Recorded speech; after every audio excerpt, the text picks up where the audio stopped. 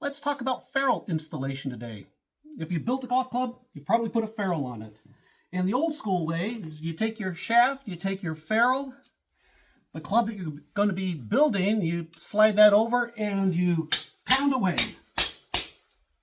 until you hear that sound. You know that sound, that the ferrule's set, shaft tips all the way into the hosel, and there you go. That's good old school way. But there's other ways to go ahead and install a ferrule. Golfworks happens to produce a ferrule installation tool, and it has markings on it, so you know how far the ferrule has been installed up the shaft. So let's say we want a 1-inch depth ferrule installation. I'll put my ferrule over the shaft, take the installer, and I will pound it until I hit that 1-inch mark.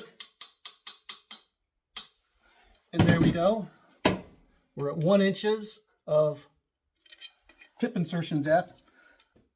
And so if I have a hosel that's only 1 inch deep, I want the ferrule at 1 inch, we've got that made.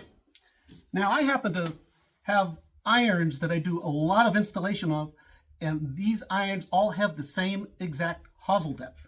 So what I did is I went to cut off the hosel of one of these so I can make a little installation tool, and I know that I'm always going to have this at the proper depth for those brands of irons. Slide it over,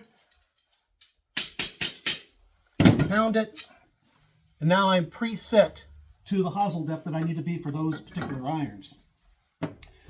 There's another tool that Golfworks has come up with, and it's called the ferrule block.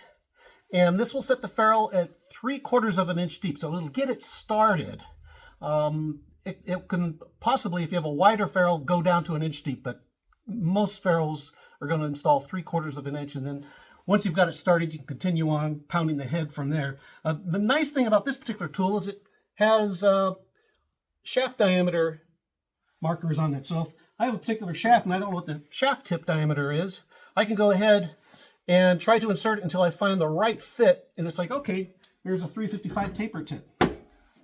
And there's one more ferrule installation tool that I like. This is a homemade jig. As you can see, we do 335 tip shafts, 355 taper tips, 370 parallel, and I've got the depths already preset. 1 inch, 1 1/4, 1 inch, 1 1/4 for each of these different shaft types. I love creating homemade jigs. I have tons of them all around my shop. After 4 decades of building clubs, you realize sometimes the tools that you can buy out there don't really fit the efficiency of the needs that you're looking for. So that's it for ferrule installation. One thing to keep in mind, always use epoxy when installing that ferrule. You don't want it to come loose. Don't rely on the pressure fit. And when I'm roughing up my shaft tips, I don't stop at the top of the hosel. I go up into the ferrule territory.